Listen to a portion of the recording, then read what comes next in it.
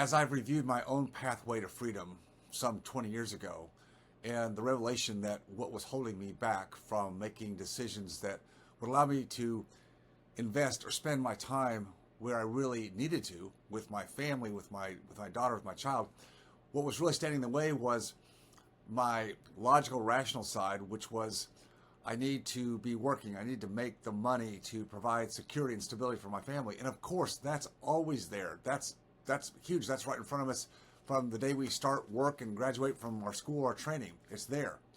But what I didn't realize was that a key element to my giving myself permission, and not just a dreamer's permission, but a logical, rational decision to allow myself to have that time, to take that time and not feel like I have to be grinding at the wheel all the time, was to take an inventory of what I had.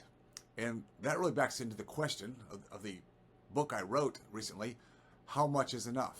How much do I need to ... you name it, X or Y? Now, ... maybe how much is enough for me to actually sell my business, my practice, and quote, retire and have no more active income. That could be a metric that some of you are looking at. But it could be, for those of you who are in mid-career or younger in life, younger families, not thinking at all about exiting the business or practice anytime soon, is how much is enough for me to ... take more time off, or ... bring in another doctor associate, maybe a partner, or ... invest in be a passive investor in another business or practice where you don't have to be the operator. There are so many iterations of how much is enough. You have to make it customized to yourself. So wherever you are on the timeline and what kind of freedom you are looking for, whether it's an extra day a week or several weeks a year or an extra month or two during the year, or just completely to be done completely with making work optional, deciding how much is enough is the key. And nobody does it. And financial advisors do not bring that to the table. It's always just accumulate more. You can't accumulate enough. Well, with that mantra, that's why so many people reach burnout and are still trying to put it together at the end of a 4 decade career where their back and neck and are hurting and they just can't do it anymore, but they still feel guilty because they're not working and they've never learned, never had the opportunity to learn, never took the opportunity to learn how to optimize or make their money, their capital, their investments work for them outside of their own business where traditionally they are the operator. It's the trading time for dollars conundrum. Make good money, but it's all about you. Where are the assets? Where's the capital that actually drives the income replacement that starts to set you free even when you're younger in life, in career? That's the key. So starting with how much is enough. And you only learn that by getting out and doing. Putting more money in the 401k to just hopefully grow it, as long as it will grow, or putting money in index funds or annuities, that doesn't teach anybody anything. And I'm not saying that those are bad or wrong disciplines or products. I'm just saying it doesn't teach you anything. Abdicating your financial responsibility to a financial advisor or CPA or accountant or any other relevant advisors is not teaching you anything. If you take one thing away from this message to you today, is this is a time where you've got to be more future focused and taking control of your finances outside of your primary business or practice, which is what we're taught to do. Put it all there. The rest of the world, Wall Street, will take care of the rest of it for you. No, it won't. No, it won't. So getting the confidence of knowing how to take capital and drive that capital to work for you, whether you want growth or income or both. Or maybe you want more income because you need the income to drive your retirement plans, whatever it may be. But getting focused on how that works. How do you make that work? What kind of control can you have over that? You can have a lot of control over that, but it does take some time and some work and some effort. You don't get any real practice in life of doing that. And the real cliffhanger is when you get to that point where it is time to release the handcuffs of trading time for dollars, whether you do it voluntarily or involuntarily, because you just can't do it anymore. That's the precipice that people stand on and go, what do I do now? Where do I go from here? And it's the depletion model. Well, just start taking down your capital over time, and hopefully you won't run out of capital before you run out of breath. Not really a good way to live. That's a scarcity mindset. It's a zero-sum game. Not the game that I would wish for any of you to play. You need more reps. You need more reps and having the opportunity to see how others have navigated their capital through various investments, whether it's financial or alternatives. It doesn't matter to me, but you need more reps. You need to see more of that, and you can't see it in your own isolated world because your world experience is very limited, as would be mine if I just stayed in my own world. You've got to spread your wings and be around other people that are doing the same thing and talking about it and making decisions based on their desire for freedom and what that freedom means to them and what metrics they're using. This is how you develop that discernment, just like you need a lot of reps in your practice or your business of doing diagnosis and treatment planning. You need the reps, you need the reps, you need the reps. You can't just read a book or study YouTube and have it down. It takes time, and this is what you have when you are part of a community that's doing this on a regular basis. Your head gets in the game, and you start to become more astute and more discerning about how to make this work. Being risk averse is not a bad thing. I am risk averse, but there's times in life when we probably need to be more risk averse than others. When we're younger in life and we're building for the future, we traditionally can take more risk, as we probably should. That's how you grow. As we go down the timeline and we are pulling back from active income, well, it's a time to become more risk averse, more conservative, but it doesn't mean you can just put your money in passive investments like money markets or CDs or savings account and call it a day. For most people, that will never work. So even though you may want to be more conservative in life at that point, you still have to make your money work for you. Well, there's different ways to do that. There's different ways to make your money work for you and still get reliable, relatively certain returns versus just, again, keeping your fingers crossed that you won't run out of money before you run out of your own life.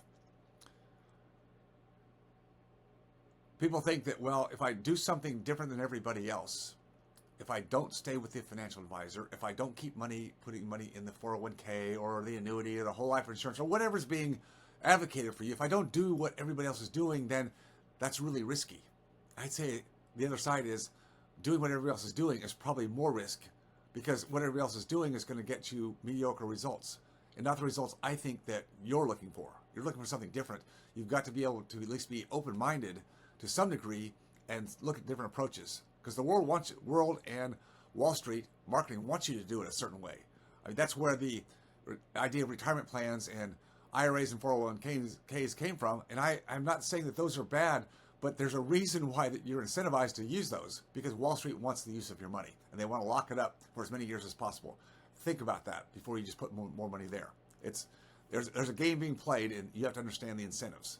And if you want to play that game and play those odds with everybody else, then I think you're going to get average results. That's your choice. In action towards pursuing additional inflection points in your life, what does that mean? Let's say you're still in business and practice, and you're just kind of having that Groundhog Day where every day, every year is the same thing. Now, you're treading water, fine. You're providing for your family. You're still making above average income, but you're getting a little bit burned out because every day is the same thing. Well, why is it the same? Because you don't want it to rock the boat, right? There's lots of things you don't like about your current lifestyle, your practice, the way things are running, but you know at least it's a certain thing. As long as you can get up and go to work another day, it's going to be probably the same thing. But that psychologically is not an aspirational look at life, is it? Not at all. You want to be able to bring new challenges and new opportunities. You want to be able to take some risk that potentially we're going to give you back more freedom, more optionality, and make life and your workplace and the challenges there more fun. Not just the same thing day after day after day. Well, I'm afraid to let go of those insurance companies because, they provide a certain number of patients and at least I know what it is. Yeah, that's a pretty sad way to live, but you don't want to take that risk. Why? Because you haven't developed skill sets in other areas where you can have some margin, some other assets producing income for you, so you can take some risk or bring on the associate. Well, not all associates work out of the gate, do they? No. Sometimes you have to kiss a few frogs before it works. But anything worth doing well is worth doing poorly at least once or twice. But again, if you don't have the margin and you're so risk averse to take any chances at all, nothing in your life is going to change for you. I love working with people who have had diverse backgrounds where they've been adaptable and pivoted. They've moved different places. They've been a part of different practices, whether it's associates or minority partners or senior partners, or exited a practice here and gone to do something over here. That to me is the dynamism that everybody should have, but we're not trained to do it that way. We're trained to be very, very careful and just follow the staid plan, get it into practice, stay with it, do it the same way, and then hopefully someday you can exit out before, you can't walk anymore. I mean, I'm being very down about that, but that's for so many people, that's the way life is, and there's no reason to have it that way. It's just you've been trained to think a certain way, and my job is to provoke you to think differently. At least provoke you to think differently. Whether you act differently or not, that's going to be up to you. You can't buy back time in the past. It's gone. So don't live your life with regrets, but what you can do is make changes today so you can capture more time in the future, because that time is running out for all of us, and we don't know when that date to run out is. If we did, well, maybe we could plan better, but we don't know. So if we push everything off to the future and say, well, someday when I get this and this and this right, or I can finally, quote, retire, then I'll start living my life, that's no way to live life either. And to go that direction, I think, is a very sad state of, again, the mindset that we've developed or has been put upon us by so many well-meaning people, but that's just not the way to do it, particularly today when the world and society and information and technology is so dynamic. You can't stay in a rut and hope that just carries you to your goals. It could, because in most cases it will not even get close. Lastly, I want to say that not for all, but for many, not having these conversations with one spouse. Look, it's easy to have happen. We get married.